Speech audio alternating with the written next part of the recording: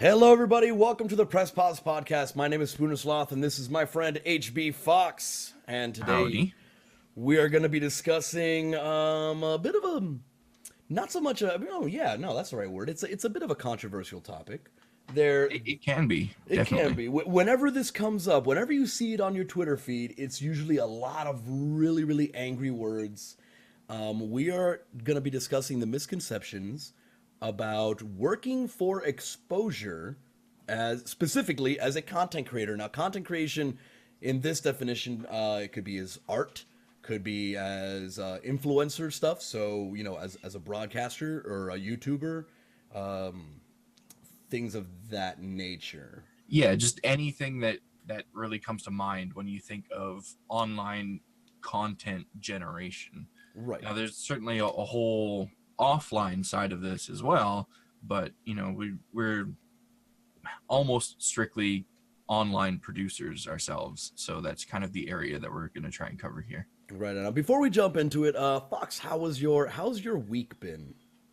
It's been good. A lot of tabletops because we're finally getting back into our schedule of having every show that we're supposed to have over on Dungeons and Distractions on Twitch, just in time for TwitchCon and all of us to ditch out and not have the shows for another week. Right. It seemed But like over the summer there was a big everybody was it, missing a show. yeah, summer's always a hard time, not just for tabletop stuff, but just for streaming and Twitch and Mixer stuff in general, because it's when everyone comes out of their house, the one time of year when it happens, and goes out and sees stuff in the real world.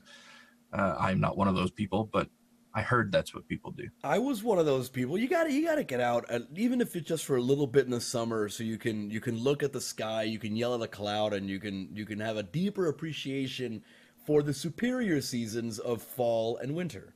Well, see, I was a landscaper for over a decade, and that was outside every day, all day, all year. Right, where your skin So turns purple from how much sun exposure you get. I've lived yeah, that life. I've had enough of spring and summer for at least another 10 years. So Well, right on, man. And as for myself, I mean, I'm doing okay. I've been doing a lot of painting miniatures. It is quite possibly the nerdiest thing to try to explain or to like get into, but it's like bonsai trees level of therapeutic. I'm sitting there just having music play. I will become really self-aware after not looking at chat during a live stream for like 5 minutes. I'll realize I've listened to an entire song and I've painted like an entire section, and then I'll quickly panic look at chat, and chat's real quiet, and I go, are you guys still there? And then everybody floods up. Yeah, I'm painting. Just shut up and get back to what you're doing. Like, don't talk to us. We're fine. Go do your thing.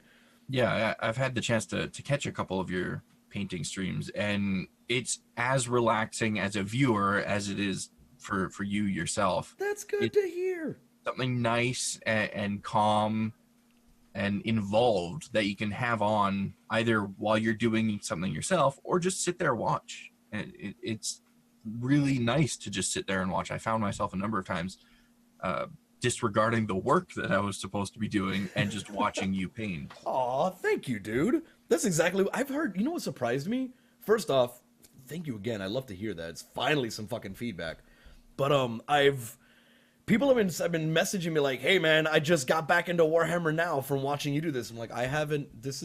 I've only done this twice. This is my goal is not to inspire you to paint your miniatures or to get into models or anything like that. But apparently that's been the effect." It just kind of happens. You have those like-minded people that either have experience in it before or have always wanted to experience it before, and they see somebody that they essentially hang out with every day online, well, almost every day online, doing this thing that they want to do or want to get back into, and that's the only trigger that they need to get back into it themselves. Right on, man. And dude, it's weird because I'm discovering as I'm taking this journey, this therapeutically, is that the word that I want to use? It is now. Yeah, I was therapeutically advised by a counselor to say, "Hey, man, you need to like rediscover yourself and figure out what the hell it is that makes you happy, and like take care of yourself Mhm. because you're kind of worthless to everybody if you're not taking care of yourself." You know, Well, and it shows too. Just on your stream, as an example, is what we're talking about. I could notice easily the tone in your voice was oh yeah, I'm a lot happier. lighter, a lot happier, a Oh, lot without a doubt. kind of freer than it has Yeah, been in the yeah, past. without a doubt, without a doubt. I was kind of surprised at the amount of pride that I derived from just when I botch something, when I screw something up, I feel like, ah, damn it, I got blue or I didn't want to get blue. You know, that's I blew it. That's the running gag, right? Because you're working with details that are literally in the millimeters and Yep. smaller. Well, as far as painting goes, and I have not the proper brushes and tools to do it. I'm kind of just making do with what I got because I don't want to spend $25 on a brush. That seems fucking You know, ridiculous. remind me about that before we all leave for TwitchCon, because I have a bunch of really tiny I'll paintbrushes take them. that I'm never going to use Yeah, I'll take them. because I use my fingers and rags to paint things. Yeah, no, I'll take I'm them. never going to use those Absolutely. brushes. I'll bring them with me and I'll give them to you. Yeah, I will definitely remind you. Yeah, I'll take it. But yeah, anyway, just to cut it to the end here. Yeah, it's when I pull it off and when I look at what I finished, not creating. Yeah, when I finish painting something and I look at it and I'm like, holy crap, I pulled it off. It looks amazing. I mean, it's not like on the level of some of the people that professionally do the painting or do the painting tutorials or work for Games Workshop or anybody like that, but Mhm. it's there. It's no Golden Demon Award, but it's pretty damn good. So I'm Not really there enjoying myself. yet. Yeah, not there yet. And this is a bit of an expensive hobby, so I think I'm going to try to like limit to, I want to say, 1 or 2 days a week of doing these instead of almost every day of the week, because at some Yep. point I will run out of shit to paint, and then it's like, hey, chat, do you want to loan me $50 to get to get more paint? You know, then that's never gonna fly. Anyway, segueing in as far as monetization goes. Oh wow, that was good. Segueing into the conversation. So working, I don't want to say working for free. A lot of people will use that shorthand and they'll say, "Don't ever work for free," and they have a lot of reasons to say that. But I don't know. The position I'm going to take in today's discussion is I think there are quite a few merits to working for quote unquote free. I want to just relabel it as working for trade, and what you're Yeah. trading is very that is subject that's the variable. What you're trading for your work or your time, that's the variable you're working with. So, what do you think, Fox? What's your take on it? So the most common kind of, I guess, take on this whole thing is working for exposure, like specifically exposure, Hmm. is something that you should never do. Now, I don't believe that to be true at all. All these opportunities, all these things are always circumstantial. But people generally tend to use that word exposure to encompass the entirety of working for free. Mm. Now, the biggest thing is you need to understand the value of your time, and you need to understand. Actually, I should probably preface all of this with saying I have both worked for free for a very long time, and I have also quoted absurd amounts of money for tasks that I've Hmm. been asked to do, and I have successfully done both, and there's reasons for that. There's method to that. Working for exposure can be far more beneficial to you, depending on the opportunity, than strictly sticking to paid jobs, so to speak. Okay. You know, working for exposure, you used the word stigma before we started this. Right, we're Uh, trying to find a way to encompass, trying to find at least yeah, one word to encompass the vitriol you see on Twitter when, well, I'm not even gonna get into it, but carry yeah. on. I don't want to cut you off. Twitter is a beast that we can talk about endlessly. Mm. But there is a stigma around working for exposure, specifically it seems with artists, because artists do get approached a lot for, you know, or from people that say, hey, you know, I'm a big fan of you. You want to do this thing for me for free? Or, you know, I have this book that I'm writing and I need someone to illustrate it. It's going to be really big. If you sign on, you know, that's a lot of exposure for you. I don't want to pay you anything type of opportunities. Right. Those are the ones you need to stay away from because they're obviously people just looking to get free stuff out of you.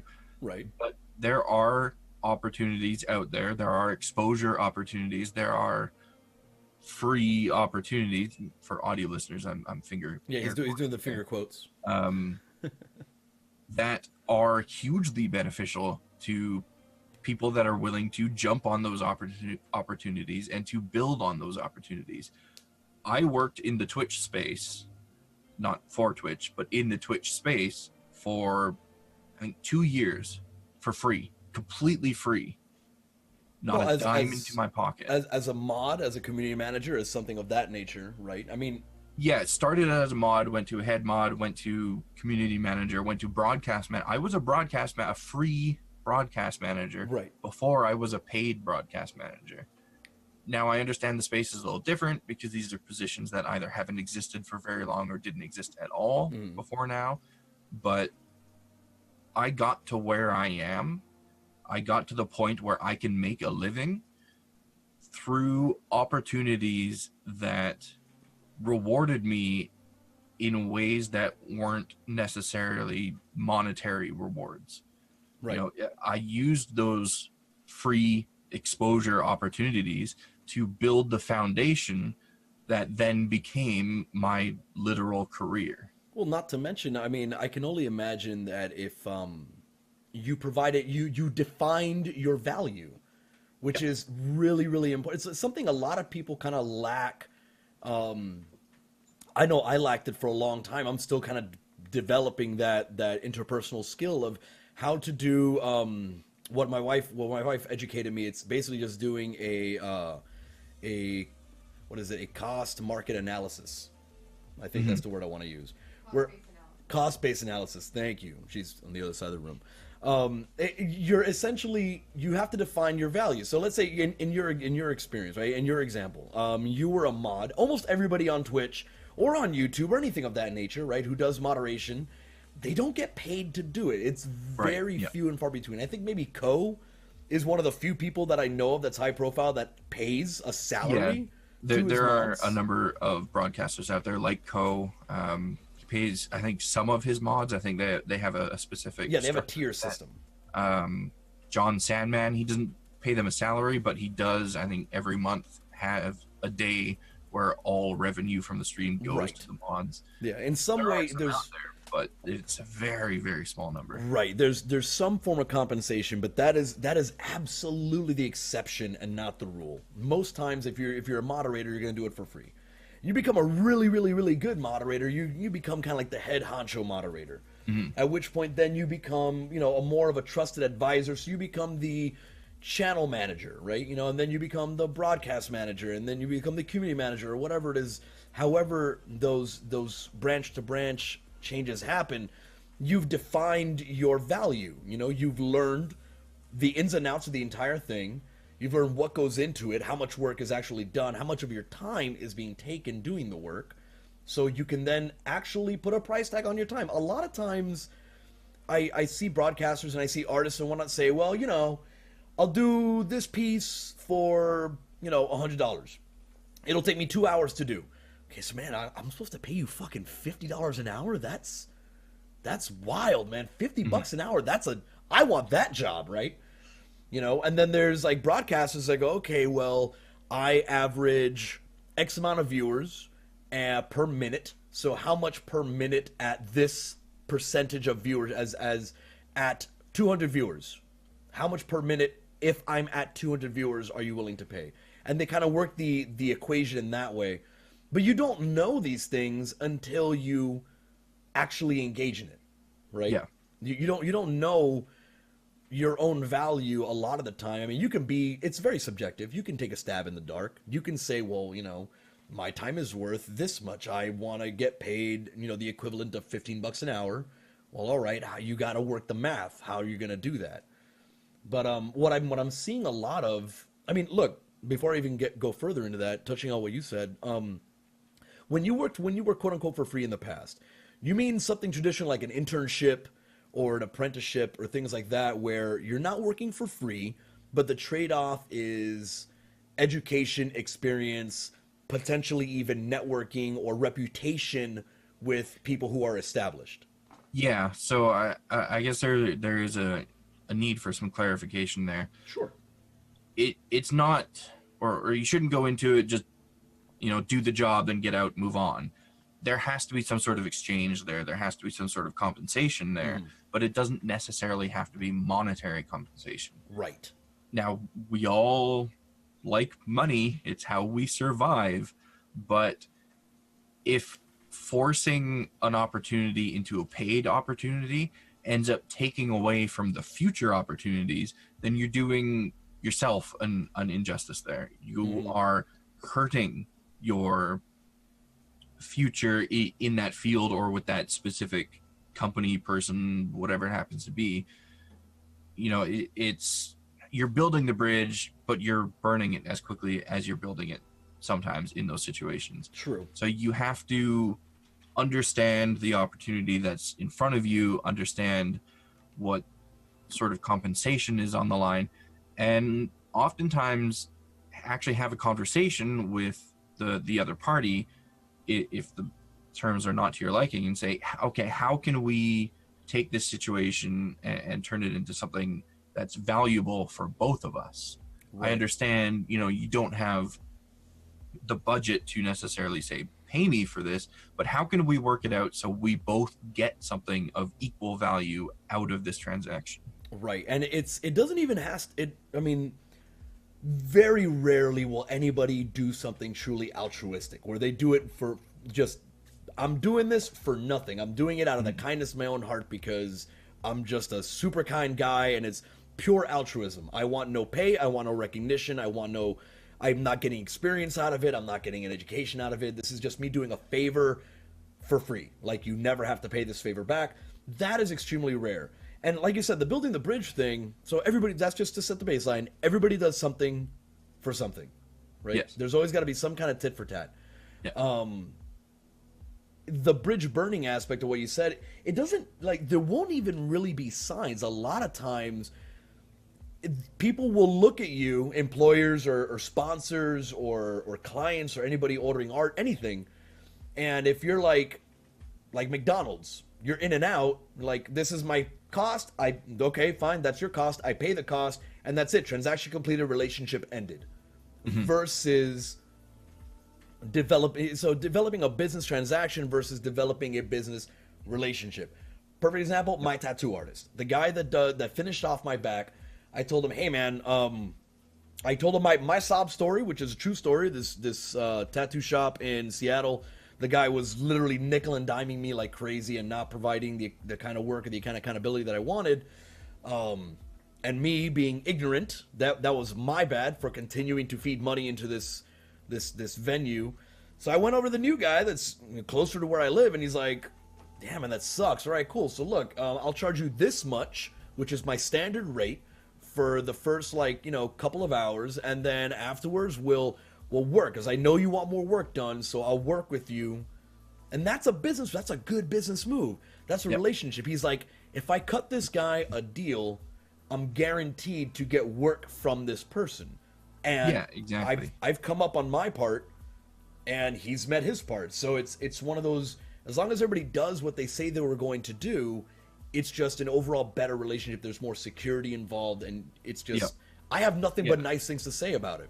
You know? And the bridge analogy that I used, at least the burning aspect of it, it might seem a little extreme, but look at it from, say, an artist's point of view, for example.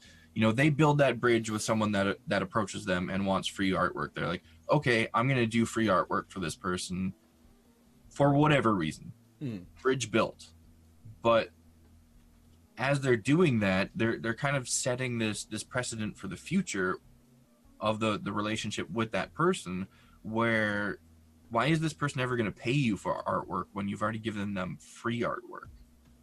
Right. You've already provided your skill for this person, and now not every time, but generally it's going to set the tone of my work isn't that valuable, so just take it, type of thing. Right. That's where you're burning the bridge, because you're limiting, and in some cases eliminating, uh, limiting, and in some case eliminating, the opportunity for those paid jobs with that specific person or company or whatever it happens to be. And that's where the burning comes in. So if right from the get-go you talk to this person, or you approach this opportunity with the mindset of, I need to get something of equal value for what I'm putting in, doesn't necessarily have to be money, but it has to be of equal value, then you start to build that relationship, and you leave that bridge there. You aren't burning it down. Now, there are certainly certain opportunities that are going to be closed off when you say you want something in return. Of course. But chances are that wasn't a good opportunity for you anyway. Yeah, those are the ones. Those are the ones that you want to. Those are the opportunities you want to let pass you by, right? Yep. You don't want to get roped into that kind of situation. Like the artist example. If I was doing an illustrate, if a publicist or somebody who's a writer is writing a book, and they want me to they want me to do the illustrations for it. They're like, I'm a big fan of your work. I want you to do the illustrations for my book, but I can't afford to pay you. At that point, my response would be, okay, well, let's write some down. We'll get something in writing. How about this? If I do the illustrations for you, these are the limitations I'm willing to work under. So I'm not going to do like a ton of illustrations. You're not going to have a bunch of revisions, because I don't want it to take up a lot of my time. How about this? How about we write a contract where I will do some of the illustrations for you, but I want to be accredited tremendously in the book. I want my name inside of it. I want to be able to refer to this in my portfolio so I can tell people, look, my work is published. And if the book sells to a certain point, then at that point I need to be guaranteed, or have it in writing, which you could have legally bound, that if for any future projects, any variant covers, anything like that, I will be first dibs. I get first crack at it, and then we can renegotiate price after the fact. Yeah, exactly. And kind of building on that example, there's no reason why, if it's a project that you believe in, you could say, okay, well, I'm not going to charge you for this one immediately, but let's write up a contract where, I get X percent of revenue from the sales of this book until I have the total sum of X dollars. Right. There are other opportunities where you can have that monetary compensation, but still provide that service beforehand.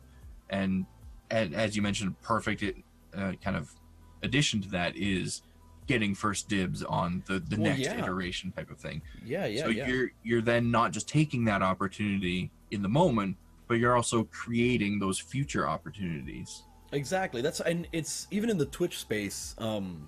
You see a lot of emote artists.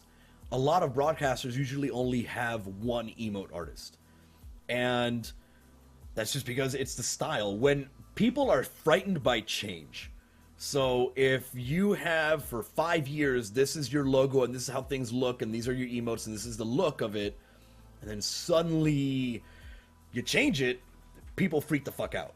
Like, things that they were comfortable with, that was part of their daily routine, things that they were accustomed to being exposed to, now suddenly is changed and different. It can either be a boon, it could be a real, it could be a windfall for you, hooray, or it can just absolutely blow up in your face, and now you've spent all this money and all this time on a revamp or anything like that, and it didn't pan out. Yeah. So, anyway, this is getting a little bit off topic, but was there anything in particular about working for Exposure, not in so much the art sphere, because there are some things I do want to talk about, especially regarding the vitriol that we typically see whenever anybody talks about that. But what about like sponsored by, like a game developer saying, hey, play my game on Twitch or on YouTube or on anything really?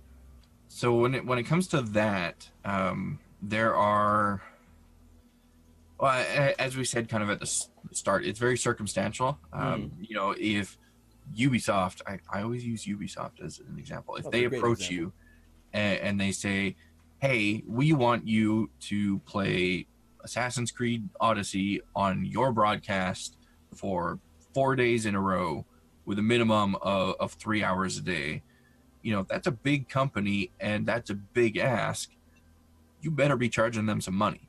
Hmm. But if some small indie studio approaches you with their first ever game that they've made, they're like, hey, we made this thing, we really want some broadcasters to get on board with us.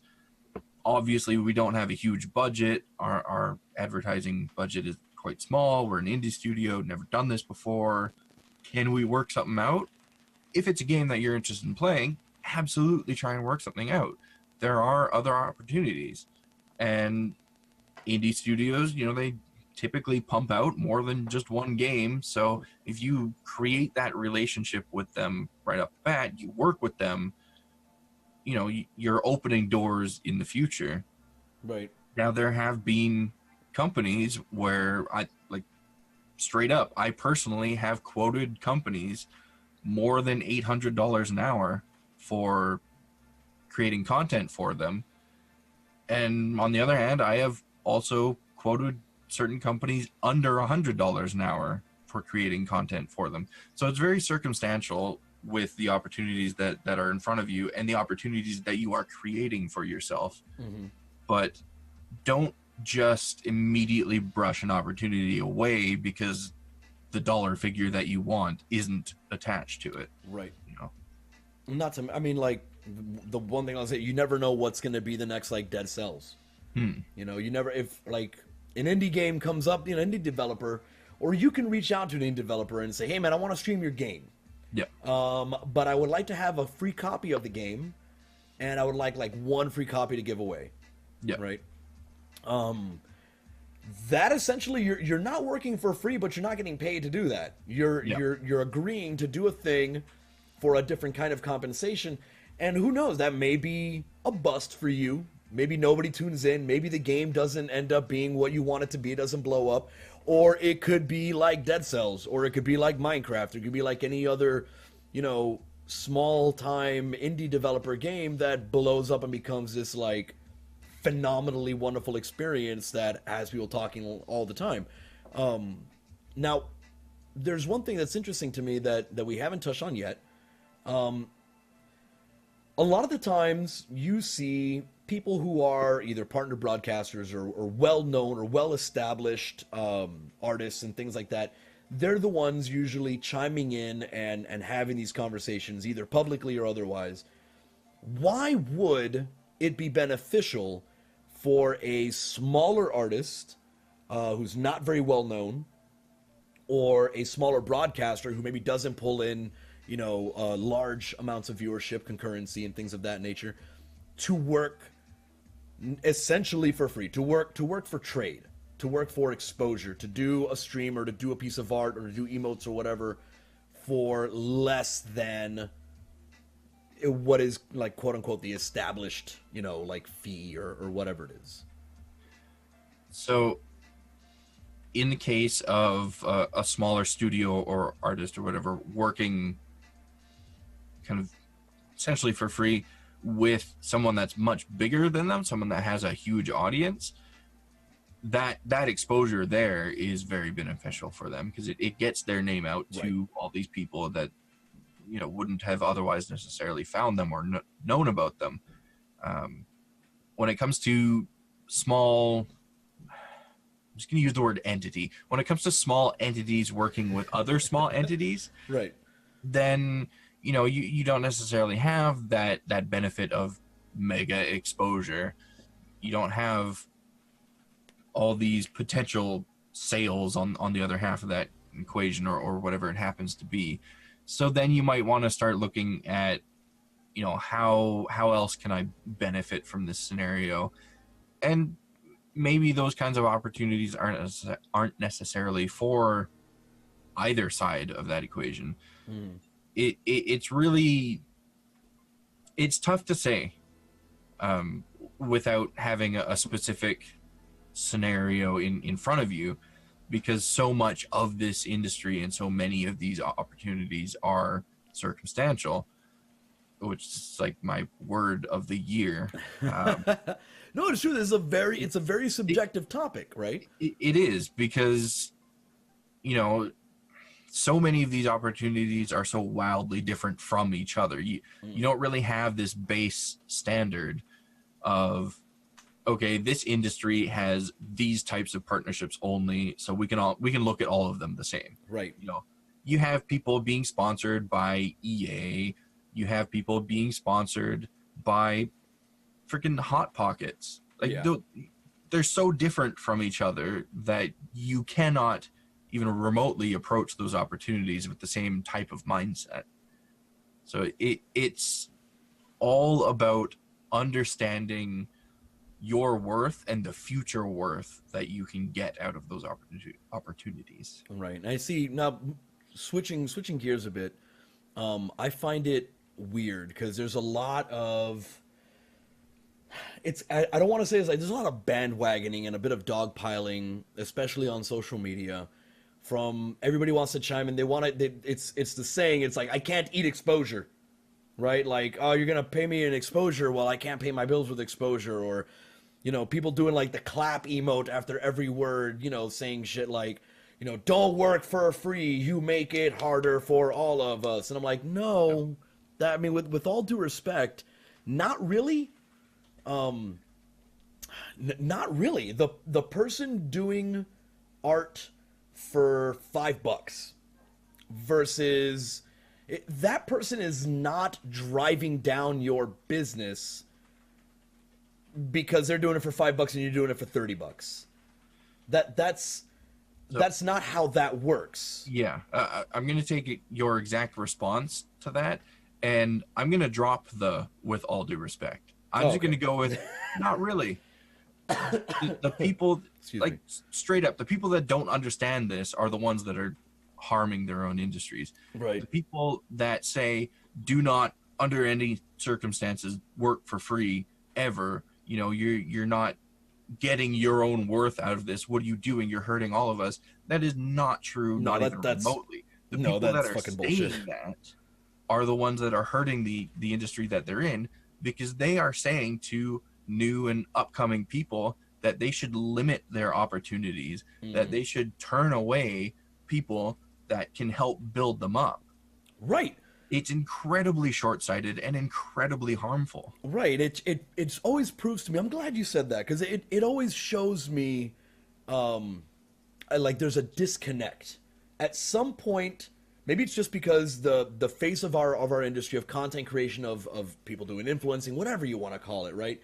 It changes month to month, but it feels like the individuals that got, I'll use Twitch as an example. This is the one that I'm most intimate with, and the one that I know most in and out, right? I feel most confident talking about stuff with Twitch, but this can be applied to if you're an artist, whatever it is.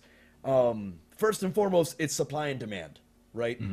I go to Tumblr and there are 5 billion amazing artists that do you're all the same. You're all bad as hell, right? You're all amazing. It's wonderful. All the different emotes, which are the homogenization of emotes is incredible, by the way. There's always those themes, right? It's just, there's so much of it. Yeah, I'm going to go in and I'm going to try to find the best price for me, the best deal, because ultimately I can pay this person $120, or I can pay that dude 30. And if I'm going to get a product that is kind of similar, maybe the quality is just a little bit less, I'm going to go for the 30. Because I know my bottom line. Do you know your bottom line as a content creator? I see a lot of times, even on Twitch, when people do stuff for free, and I talk to them in particular, I go, you know, so what'd you get out of this? We are all starving for exposure. The saturation, the competition is so dramatically high that, yeah, exposure is a really, really tempting thing. Granted, there are sharks, like you had mentioned before. There are people that will take advantage of you, that are going out of the way, go, hey man, this is gonna be big. It's gonna be such a big project. I promise you, you're gonna be a star, kid. And then you do the thing, you do the work. They nag you, they henpeg you, they drive you nuts. They want a billion revisions, and then they kind of just never credit you, or that's you being took. That's you being taken. That is. To the credit of the individuals that say don't work for free, quote unquote, that's what they want to avoid, is people being taken advantage of. But if somebody comes to me and I know the value of my work and says, I want to do it for free, like I want you to do it for free, and I say, no, I'm going to charge you X amount. Well, I can go to the next guy and get it for free. Well, then go to the next guy and get it for free. Now, if the next guy that gives it to him for free is just as good as you, then you need to really find a way to differentiate yourself. You need to make yourself more unique and make yourself stand out in the marketplace. You need to understand your marketplace. One thing that my wife brought up to me that was genius was, look, you look at two different artists or two different broadcasters, right? And they're both offering the same product, but one of them is really experienced in it, knows all the ins and outs. They know how to do, they know that I'm going to give you the vector art, I'm going to give you the original Photoshop files, and I'm going to do this, and I have my own checkout system, and I'm fully established. I have all this extra value that I'm bringing. It's not just the art you're getting. It's not just I'm showing your product to my 800 viewers. It's showing your product to my 800 viewers. I'm putting out a Twitter thing. I'm putting out a Discord thing. I'm offering discount codes. Like, I have an established hype team. I have all this extra stuff on the side. That's what you should be focusing on. If you feel threatened because if somebody's doing work for free, you're afraid that people are going to start asking you to do stuff for free, then you need to reevaluate yourself. Maybe you're just in the wrong business. Yeah, you have to understand the value of the work that you're producing, the experience you bring to the table, and your time itself. Right. It all plays a part in the equation, and plays a part in the prices that you're charging people, or that people approach you with. If somebody approaches you and starts with, hey, I want you to do this for free, that's probably an opportunity that you want to stay away from. Right. Those are the ones that truly, when people say don't work for exposure, those are the ones they're talking about.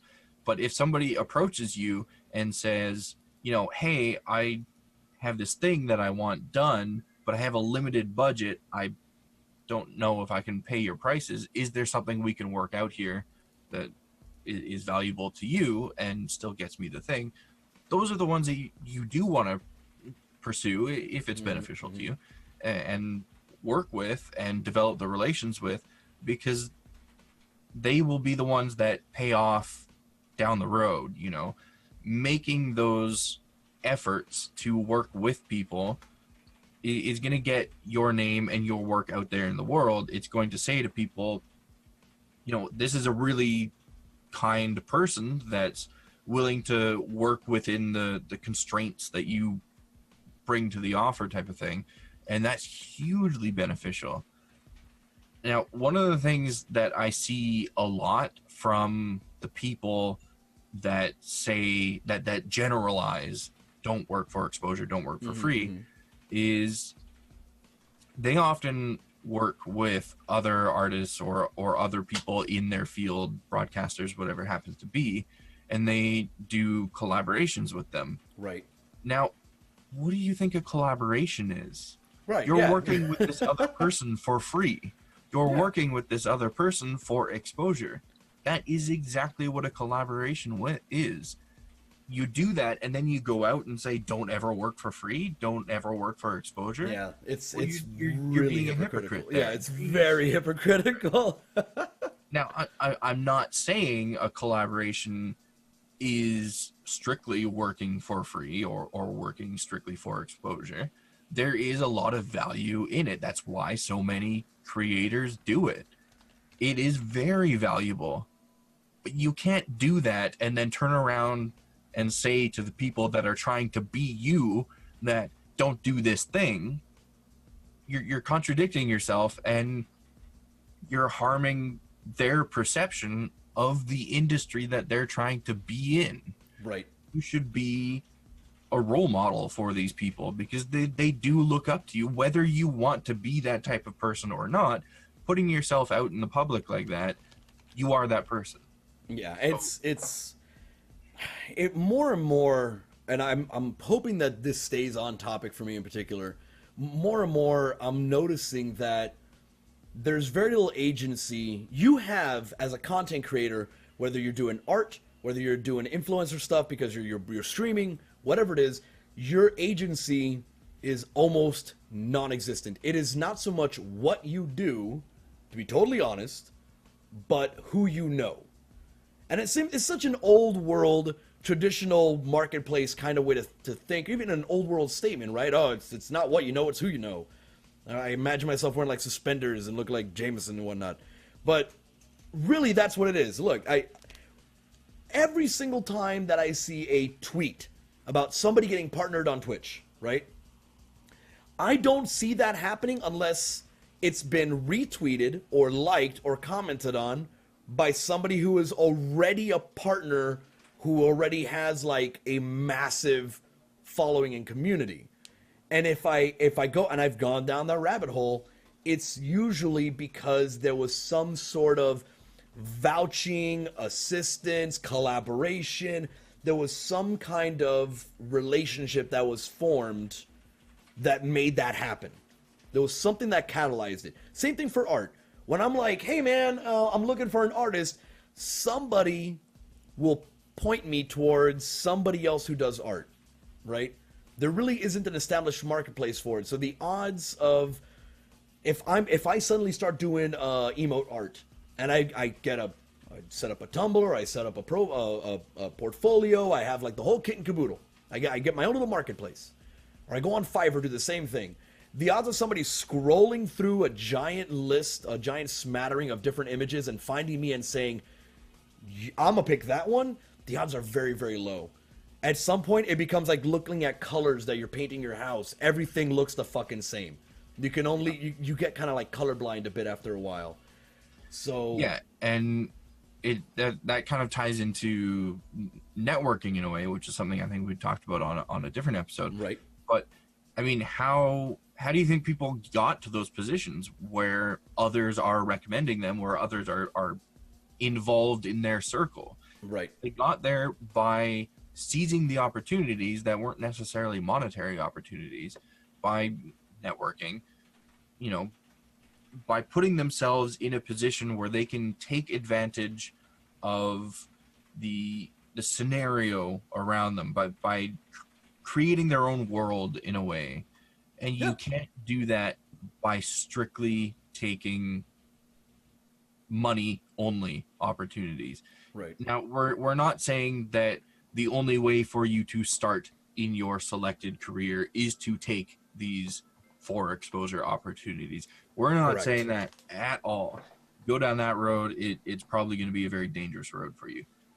But what we're trying to say is, don't just immediately push aside an opportunity because it doesn't pay. You right. know, it has the potential to reward you greatly in so many other ways if you make it so. Correct. Don't just wait for these opportunities to fall in your lap. You have to go out there and you have to make these opportunities, and you have to make them pay off in the way that you need them to pay off. Right. And it's I guess one big piece of advice, not my final word, not my bottom line, but one big thing that I would touch on is do not allow yourself to be shamed if you did work for free or you did work for exposure, you took a job for that, and then you look on Twitter and people are like yelling and raging, "Oh, these assholes are doing work for free." Like, don't no. Like, don't let that shame you. If you did what you did and you got something out of it, you were paid. Maybe you weren't paid money, but you were given something that has value. It's an equal value exchange at that point. I would say, and on the flip side, for people who are already established, have a bit of a reality check, I would say. It sounds like I'm being so disrespectful, right? I feel like I don't want to paint with a broad brush myself, but I look online, I look at social, and it happens every couple of months. I think the last time it happened was May, right? When this was the fucking, the topic of the week. Yep. Don't shame others for doing work for free. If you're getting bombarded with offers for work and they're not willing to pay you and you really want to get paid cash, then wait until you get paid cash. Yep. If it turns out that you are not getting paid cash whatsoever, then maybe you have failed to differentiate your product. Maybe you have failed to show the value to prospective clients as to why you deserve to be get paid. And ultimately, if the marketplace and the industry you're in is leaning in a direction where it's kind of like a gig, like we're all talking about the gig economy, right? If it's something where like, yeah, you're not going to get as much as you thought or as much as you used to get because now the saturation is so high, then perhaps you need to subsidize your income with something else, something more traditional that, you don't have to rely on the whims of other individuals or the budgets of other individuals. It's Yep. just, it's supply and demand. And lately, the supply is through the fucking roof. And when supply is really, really high, if I remember, do I sound like your high school economics teacher? What happens when supply is really, really high? If supply is super high, the cost is usually low. When demand is really high, then the cost can go up, Yep. So it is what it is. Just like, okay, when affiliateship became a thing on Twitch, right? What happened when affiliates became a thing? Man, it was the fucking second coming of Christ for every single emote artist out there. They were bankrolling like crazy because demand went through the roof. And then it kind of petered off. And now you're going back to the era where it's like, what makes me get so much cash for doing this art is because, I did emotes for like Dan's Gaming. I did emotes for so-and-so. I did a stream for Ubisoft. I mean, look, me personally, if Ubisoft told me, hey, Spoon, I'm not going to pay you shit, but I want you to play For Honor again. I'm like, done. Done. Can I have my name on your official Twitter? Can you, like, put my face? Look what Blizzard does.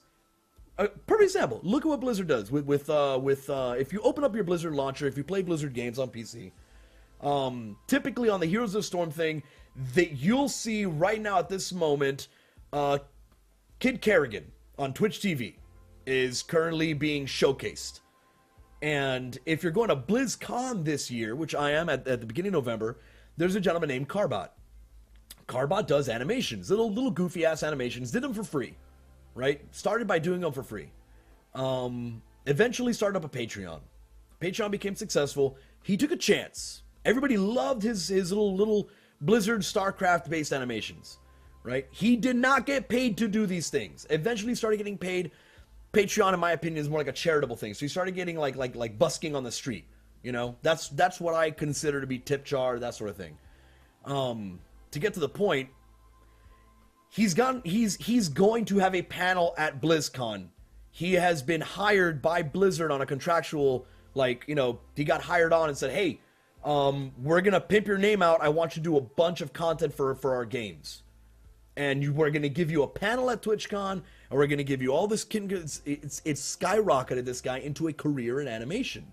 From somebody that was just doing it for shits and giggles because he liked playing StarCraft, he liked playing Heroes of the Storm, and he liked the inside jokes on forums. So you can very, very well begin for free, quote unquote, and then transition that as you build up your value into something that you can actually make a living off of. That's how every streamer exists today, right? Take a look at any big streamer. I can't watch. Bless his heart. I watch the Hunter Wild. 5 minutes into a stream, every time, here comes a raid of like 200 people, or 40, 50 people, whatever the case may be. It's that collaboration. It's that networking. It's that kind of tit for tat. That's just as valuable as a dollar bill for me. Yeah, and the guy that you just mentioned with the Blizzard stuff, it's the perfect example of an unpaid opportunity turning into secured paid opportunities in the future. Right. And I don't know the guy, I'm not familiar with his work, but it sounds like he could then take that experience and that work and pretty much go to any company, any genre, any whatever, and either say, here's what I've done in the past, or just start from the beginning again and, do free little things of their mascots, their Yeah. Oh icons, yeah. whatever it happens to be, and that'll get their attention, and it's just gonna, snowball from there. So those opportunities are exactly what you make of them. Right. If you approach an unpaid opportunity and just look at it as that and only that, you're not going to get anything out of it.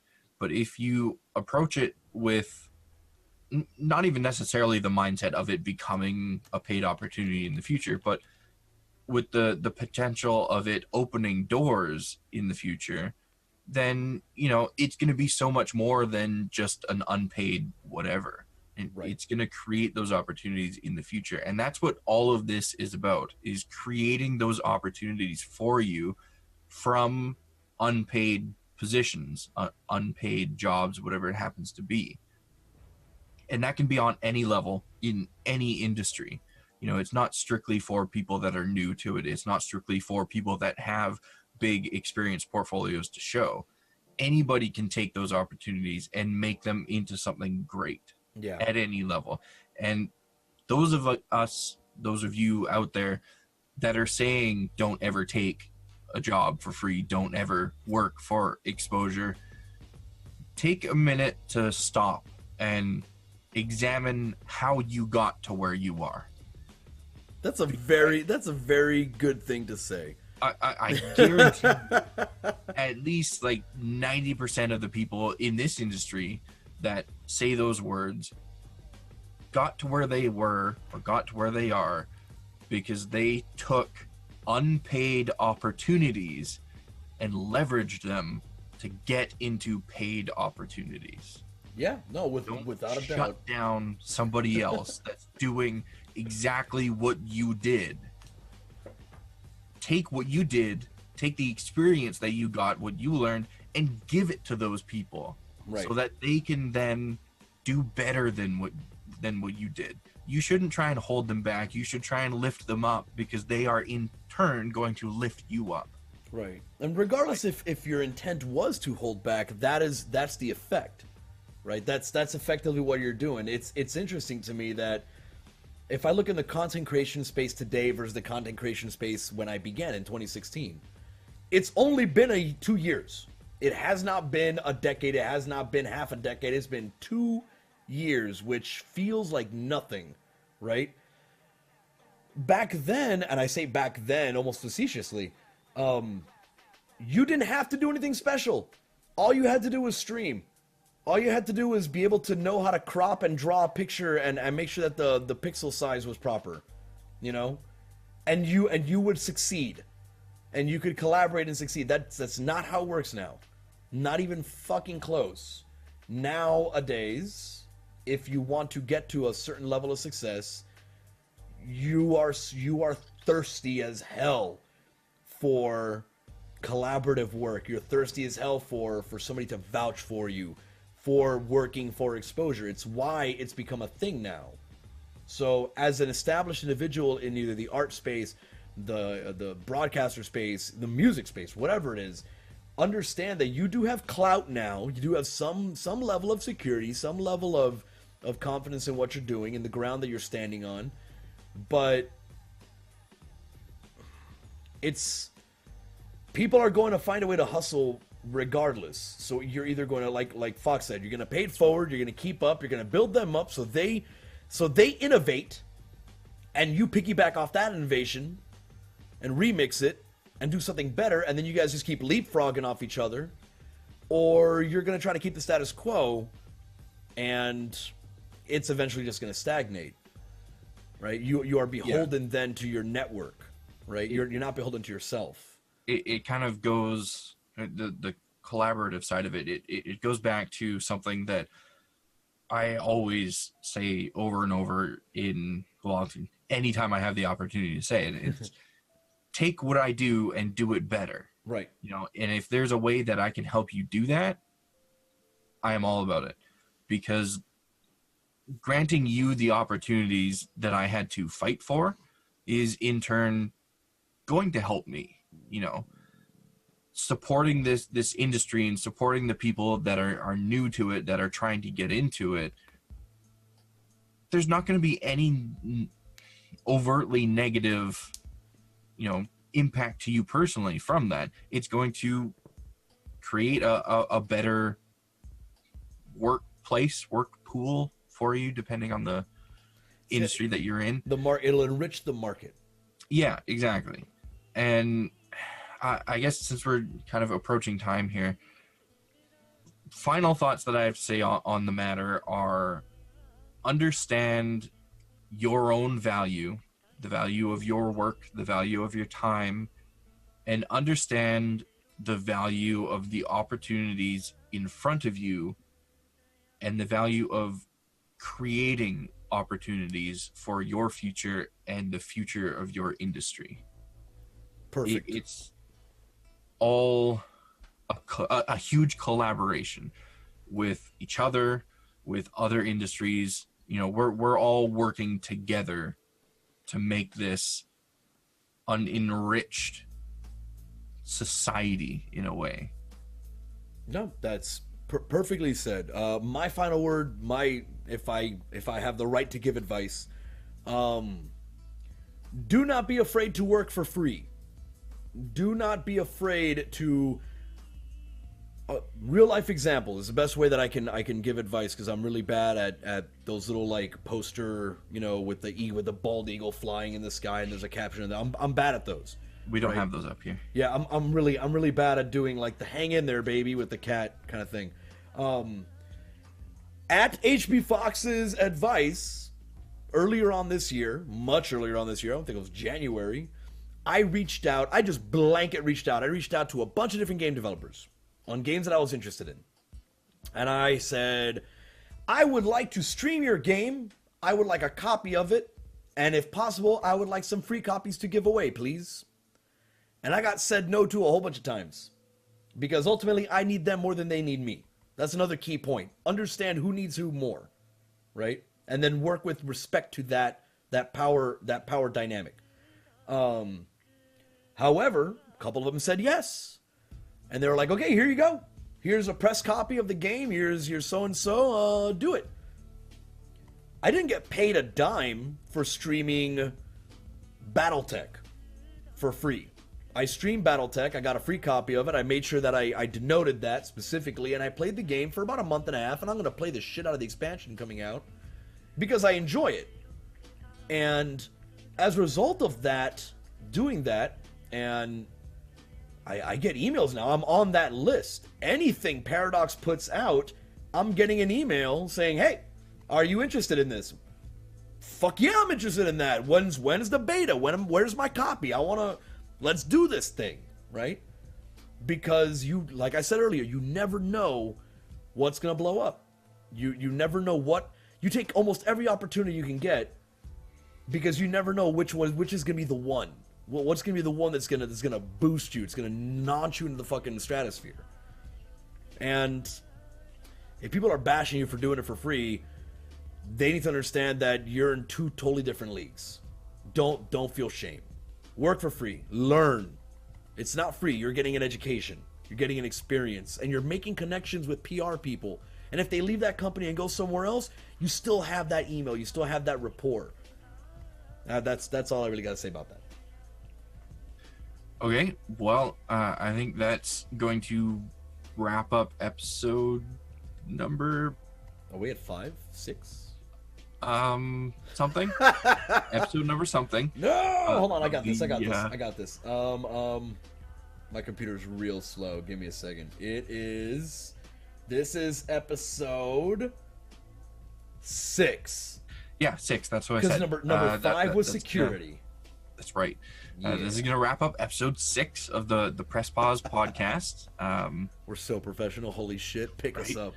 Let's go. Spoon, do you have anything coming up this week or this month that people should look out for? Well, hell, I mean, there's the next episode of this podcast in about 2 weeks, but tomorrow, which if you're listening to this is today, October the 5th, in this our Dark Lord's year of 2018, I will be doing a one-on-one Call of Cthulhu tabletop role-playing experience every Friday in the month of October, barring the last Friday in October because freaking BlizzCon, with myself and Impius on the Dungeons and Distractions channel on Twitch. So that's going to be really exciting. And outside of that, I'm still broadcasting Mondays through Fridays at 9:30 a.m. Pacific Standard Time until about 2 or 3 o'clock in the afternoon. Right now, the main emphasis has been a lot on painting some Warhammer Age of Sigmar miniatures, eventually moving on to some of the 40k stuff. And gonna be bouncing on, gonna be like sprinkling in some more video game stuff. Probably gonna dabble in the Division for a bit. Outside of that, well, there was TwitchCon coming up. God, there's BlizzCon coming up. I was gonna go to a meetup of other broadcasters down in Portland, but can't make that one, so I'm a little bummed out about it. But yeah, I think that's that's gonna be the first official Portland meetup, isn't it? right, yeah, they're it's being run by Natty Ice and Daniel the Demon, and they are attempting to partner. Their plans are to partner with Twitch officially and become like the official Twitch monthly, hopefully monthly meetup in the Portland, Oregon area. Do you have a date on that? Right, that one is going to be popping off. Oh shit, I believe on the 14th of this month, the 14th of October, which is a Sunday, which is why I cannot go. But there was just issues with the venue not wanting to allow us to do it on Friday or Saturday. They're like, "Oh, Sunday, okay." So that'll be on Sunday. They do have a Discord you can check out on their Twitter as well, as I pimped them out. Oh man, my web browser is really bright. I saw that. Your Yeah, face sorry just lit about up. that. If you go to twitter.com/Twitch Portland, right? That is their official Twitter, where you can find them, and you can not so much sign up, but you can follow all the updates to know when the event's going to pop off. You can find me at Spoonersloth on Twitter or Instagram or Twitch, and I think that's it.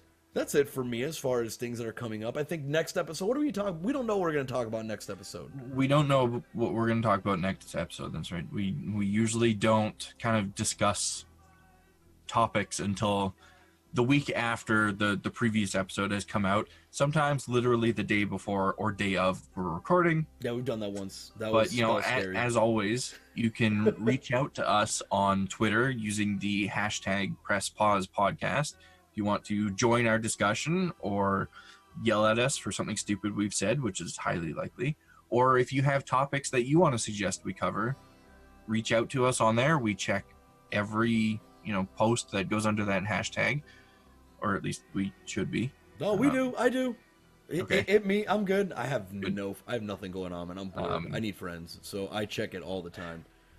But yeah, you can reach me personally on Twitter at HBFoxTV. There's that stupid little TV on the end of it. One day I'll get rid of it. Not today. Don't ever. But yeah, I think that's going to do it for us. As usual, you can find us on Twitch under Spoonersloth's channel or in audio format on Spotify, iTunes, Google Play, etc. Yeah, so I think that's it. That does it. I'll see you guys next time, or you'll hear us next time. Have a wonderful rest of the week, and goodbye. Bye, guys.